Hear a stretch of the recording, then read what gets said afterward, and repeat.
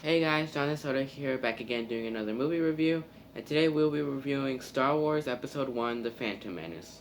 Now, we will be reviewing the Star Wars movies from now on. Nobody requested it, but I just feel like reviewing the Star Wars movies, because, one of the Star Wars movies is actually my favorite movie of all time, too. So, yeah. And also, I just feel the need, the want to review the Star Wars movies because Star Wars is actually my favorite series of all time, to be honest. So, um, so yeah. What else was I gonna say? I was gonna say something else. Oh yeah, and sorry, my review for Good Boys had so much bad quality. I didn't notice that my camera was so dirty. So yeah. I hope the quality in this video is a bit better. So yeah. So what else was I gonna say? Okay, so let's get down to the review now. Star Wars Episode 1, The Phantom Menace is directed by George Lucas and features Liam Neeson, Ewan McGregor, Natalie Portman, Jake Lloyd, Ahmed Best, Ian McDermott, Ray Park, Anthony Daniels, Kenny Baker, Samuel L. Jackson, Pernilla August, uh, Keira Knightley, Frank Oz, Terrence Stamp, and Warwick Davis. Such a big cast. So, the plot of Star Wars The Phantom Menace is there's not much of a plot in this movie. It's really hard to know what this movie is about. The greatest way I can describe it is just a bunch of bullshit.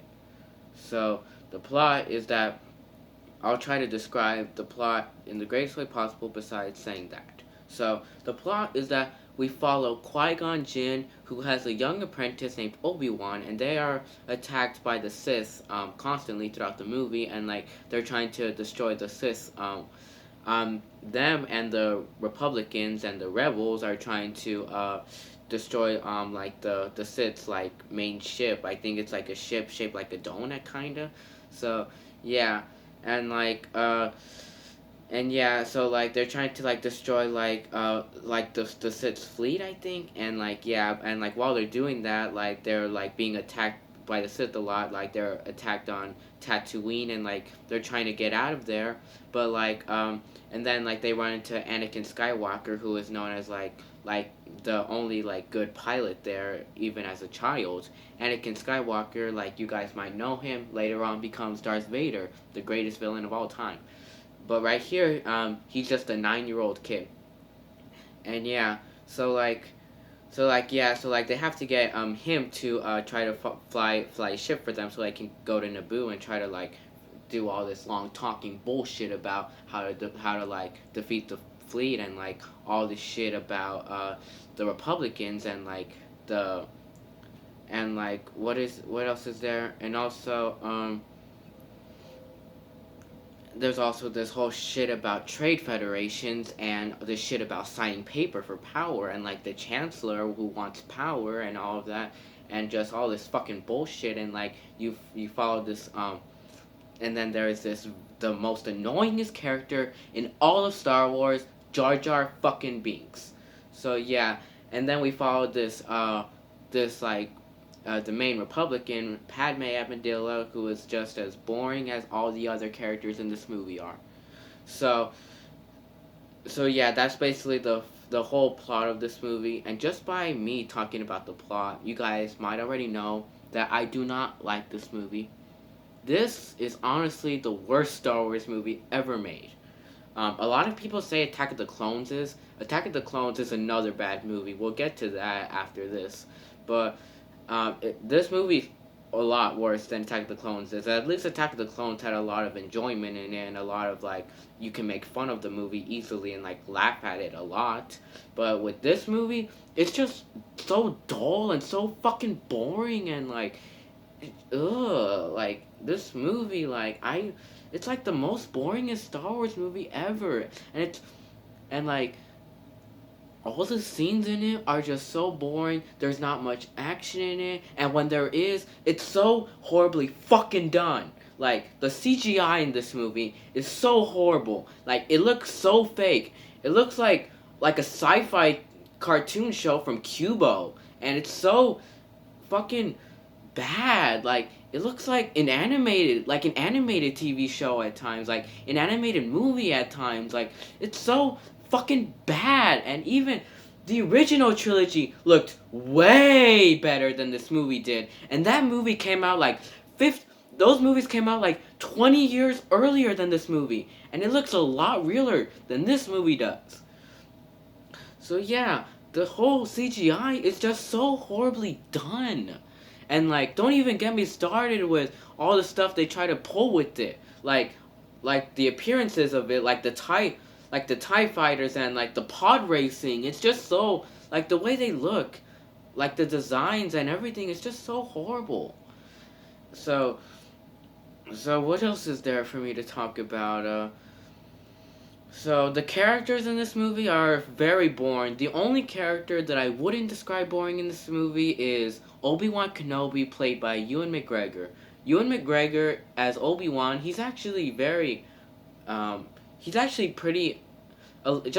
actually only a little entertaining, but like he is kind of boring at times. Um, but like he's the only person that like really acts really well in this movie, and he is the most well written out of all this movie. And this movie too has so much horrible dialogue in it, but like it's not as worse as Attack of the Clones. Attack of the Clones gets much worse, but in here the dialogue is so fucking horrible. Like literally, um, George Lucas, what was he thinking when making this movie? Why couldn't he just take a lot of the stuff he did in A New Hope and put it in this movie? But he didn't. Like the dialogue in this movie, like when Anakin first meets Padme, he's just like, "Are you an angel?" And then she's like, "What? What is that?" And he's like, "Oh, angels are like this these very beautiful people, and like they live in heaven." And it's just so horrible. Like everything in that scene is so horrible. Just very horrible dialogue. So what else of horrible dialogue is there? And also a lot of the, of course, a lot of the dialogue with Jar Jar is just fucking horrible. So what else is there? Like all the dialogue with like the Jedi's just like talking in rooms and all that is just fucking horrible. Um, like what else was I gonna say? And also Qui-Gon in this movie. Qui-Gon has only a smidge of enjoyment in this movie, mostly because he's Liam Neeson, and like in most of Liam Neeson's movie, you do find a bit of enjoyment in this movie, and you do find a bit of interest in this movie. But here, you don't find much interest in this movie, but you only find like just a smidge of interest, and that's all this movie is. The two main characters are only smidge interesting, and not even full interesting like all the other characters in the original trilogy. Here, they're so bland, and yeah. So what else was I gonna say? And these first two prequel movies do not fit in with the original trilogy at all. Like a lot of the stuff like that fits in with the original trilogy fits in very horribly. Like it fits in like really horribly to the original trilogy. And yeah, and before I start talking more shit about this movie, I just gotta say, I know a lot of people love reviewing the original trilogy before they review the prequels. I personally like reviewing the prequels more than reviewing the original. I like reviewing the prequels first than the original trilogy, and I like watching them in chronological order. But like yeah, and I do like I just like seeing these as like the first three Star Wars movies. So yeah, but like I do get that like they do not fit in with the original trilogy, but I do just really like watching these as like before the original trilogy and like what Jedi's would do and like how Anakin Skywalker became to be Darth Vader. So yeah. And this movie too does not tell how Anakin Skywalker becomes Darth Vader. They don't even explain that till like the end of the trilogy. Like in the first two movies, Anakin is just this whiny brat, and in the second movie, but in this one, he's just like this very boring like kid, just going yippee or hey, let's do this. I can fly the ship, yay! Yeah, That's all Anakin is in this movie, and yeah, and it's just nothing in this movie tells you that Anakin, this little fucking kid, is gonna be Darth Vader later on. Nothing in this movie explains that. And yeah, you do not feel like you're watching Darth Vader in this movie at all. So, and these actors in this movie, don't even get me started with the actors. They are horrible. Well, not all of them, but like most of them are just so horrible. Like Jake Lloyd in this movie, he's fucking bad as Anakin Skywalker. He's really bad as Anakin Skywalker. But like Jake Lloyd as a person, I as a person, he's pretty likable as a person. I've never met him, but like all the stuff he went through, I do feel a bit bad for him at times. Yeah, yeah, but like in this movie, you can at least tell that at times Jake Lloyd was at least trying to act good in this movie, but like the way George Lucas wrote him and the way he directed him was just fucking awful. And I do not like George Lucas. I do get that George Lucas is the creator of Star Wars, but I just don't like how he does his vision of how he saw the first three movies, and I just hate how all his dialogue and his storytelling in the first three movies. Well, not the third movie. We'll get to that later on. So yeah, I do not like George Lucas. But George Lucas, he is really good with like ideas, like with like ideas like this movie does have some good ideas in this movie, like a lot of good ideas to be honest, and like he does have really good ideas, but like putting them together as a movie and like writing them, like writing dialogue and like smashing them together as one movie, he's not good at all. Like he's not really good at mashing his good ideas in one to be really good. But like his ideas in this movie, they're okay in this movie. So yeah. What else was I gonna say? So yeah, back to the actors. Natalie Portman, she's okay in this movie, but she's just fucking boring. George Lucas managed to make a lot of these actors who are really fun and really enjoyable in a lot of movies they're in fucking boring. He managed to make very talented actors boring. Liam Neeson, Ewan McGregor, fucking Natalie Portman, Samuel L. Jackson. He manages to make Samuel L. Jackson boring in this movie. Like, we've never seen him boring at all. He manages to make one of the greatest actors of all time in cinema history boring in this movie. So yeah, and yeah, all Samuel L. Jackson does is just talk like fucking bullshit about like Jedi's and all of that, and like politics and all of that. Just like sitting and like the way he says his dialogue is not entertaining at all. And George Lucas manages to make that actually possible. Like, what the fuck did you do to Samuel L. Jackson in this movie, George Lucas? So yeah, he does do a pretty bad job with these very talented actors. So, and like Ian McDiarmid, he manages to make him boring in this movie too. Now, I don't know Ian McDiarmid in a lot of movies, but I do know for a fact that he was really fun and really evil in Return of the Jedi, and he does not make him that in this movie. And another thing is, he tries to hide Ian McDiarmid as not being the Sith Lord. Like in this movie, he tries to make Palpatine as the good boy, the good guy. He tries to make him as the good guy in this movie, but like we already know that he's bad. We already know that he's gonna be. He tries to hide that he's not gonna be the. He tries to hide like that he's not gonna be the Sith Lord in the end. But like we already know. We already know he's the Sith Lord. Why are you trying to hide it for? Do you think us audience members are dumb or something? We already know he's gonna be the Sith Lord. Why are you trying to make him good? So yeah. So yeah, and also this movie manages to make who else? Frank Oz as Yoda. They managed to make him boring too. What the fuck? Yoda in this movie's boring too. All he does is just hmm hmm oh, these Jedi plans are so good. We should do these. That's all he does in this movie, and it's just boring. Like, he doesn't have, like, good dialogue, like, awesome dialogue or awesome teachings or, like, stuff about the Force. Like, really good stuff about the Force, he would say in Empire Strikes Back and Return of the Jedi. He has none of that in this movie. He just comes very bland. George Lucas... I just hate what George Lucas did with this whole movie. And he even manages to make Terrence Stamp boring too. like how Terrence Stamp played General Zod in the Superman movies, and he was not boring at all. He was very convincing in those movies. Here, he's just very boring minor character. So what else is there to talk about? Don't even get me started with the setting. The setting to these movies are horrible. Like the buildings they go to, you can so tell these look so fake. Like all the rooms they go to, like are so fake, and like you can tell, like these are all fake. The setting to this movie is not good at all. The only okay, right now I'll start getting into positives. The only positives I can find with this movie are, like I said, at times Liam Neeson and Ewan McGregor do get a bit compelling at times. And a positive I can really find about this movie are the lightsaber fights. The lightsaber fights are actually done pretty good in this movie.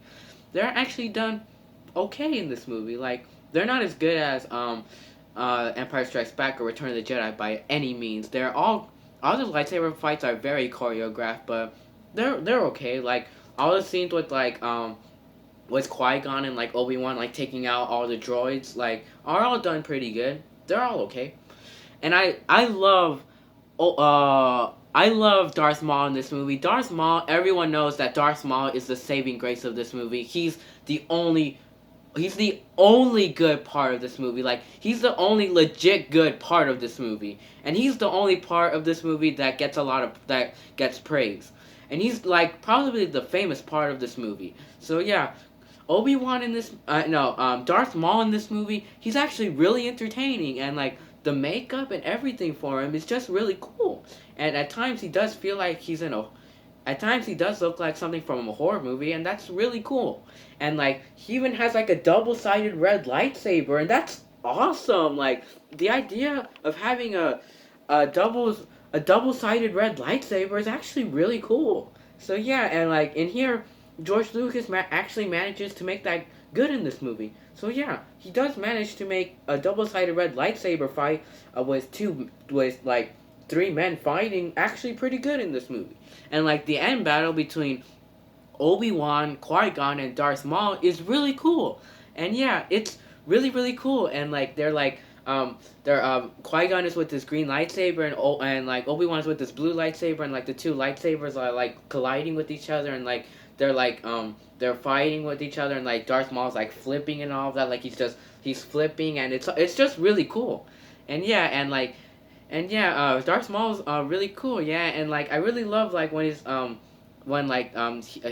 they're kicking each other with the lightsaber fight too. And like I love this. Really love that lightsaber fight. And I love when they're trapped in like this like laser field, like this laser wall, and like they're waiting for it to go away so they can start fighting again. So yeah, that whole scene's really cool. Like yeah, and like what makes that scene more cool is the music done by John Williams. The soundtrack to this movie is another thing I can praise about this movie. The soundtrack's really good, and Duel of the Fates is awesome. Like literally, like all the scenes with Duel of the Fates are amazing. There's only one scene with Duel of the Fates in this movie, and that's when Obi-Wan, when they're having the fight with Darth Maul, and like that definitely fits in with this movie. Like the music with that definitely fits in with that battle, and that's what makes it even more cool. And yeah, that whole scene's really cool. And yeah, the Duel of the Fates is just so well done. And yeah, I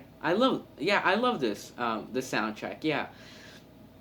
So yeah, I think that's the only praise I could give this movie. But like I just wish that like maybe the battle could have had like they could have like cut like that should have been like the main end battle to the movie. But like they just cut to a lot of different bullshit, like this different like other stuff about like destroying the fleet and all of that with like little fucking Anakin Skywalker with like a child-sized helmet on, and like just destroying the fleet with very fake looking CGI. And yeah, and then like the Republicans just like shooting the like the droids and all of them, and like the Siths, and like fucking Jar Jar Binks and Jar Jar Binks' crew like killing all the droids, and like fucking Jar Jar Binks like accidentally killing all the droids. It's just very cringy. Like that whole scene with Jar Jar like accidentally killing the droids is just very cringy. Like he's just like accidentally doing it, like he's like trying to get his foot off the droid, but like while he's doing that, the gun is shooting and it's shooting a lot of droids, and like he accidentally like takes off the purple bubble thing, and like he tries to run away from it, but it's knocking out a bunch of other droids. It's just so cringy. Yeah, and Jar Jar Binks in this movie is so fucking annoying. Everyone knows this. It's already been said already. Jar Jar Binks is fucking annoying. He's just like, no, no, Mr. Stay, Mr. Jar Jar Binks, Jar Jar Binks, yeah, yeah, my tongue is stuck on that machine, daddy, daddy. Yeah, like, he's just so fucking annoying. Like, the way he looks is annoying, too. The way he talks is annoying. All his dialogue is just fucking annoying. That's all I gotta say about Jar Jar. So, what else was I gonna say? Is there anything else I can say about this movie? The pacing to this movie is fucking it's not awful, but like this movie goes by really slow. Like it goes by really really slow. Like you feel like the 2 hour and 16 minute runtime to this movie. Like you actually do feel it, and yeah, it goes by really slow. So yeah, this movie goes by really really slow. So what else was I gonna say? So yeah, the whole stuff with like talking in rooms and all of that, just like walking and talking, sitting and talking, like yeah, and like there all those scenes are so boring, and like there none of those like there's not one thing that makes those talking scenes compelling at all. Like you don't even care for any people to like sign a paper or anything like that, or you don't even care about all the shit they're talking about. So yeah, what else is there to say? Let me think. Anything else? I already said all the flaws in this movie. This movie is very, very flawed. So, if you guys do want to watch Star Wars, I do not recommend starting here. Where I started with watching Star Wars was actually with Revenge of the Sith, and that's a pretty good start off to watch these movies. I completely skipped these two because, like, I heard that I already heard that they were bad, so I didn't even want to watch them. And I just wanted to watch And another thing was I just wanted to watch Revenge of the Sith because that was like the only Star Wars movie we owned. That was like the only Star Wars movie we owned from the prequels. So yeah, um, yeah. This movie is very flawed. So to rate this movie, I'll rate it a D. Yeah, a D. The only thing that saves it is Duel of the Fates and some of the lightsaber fights. So, yeah, I think that would be the end of the review. So, bye, and see you all in the next review.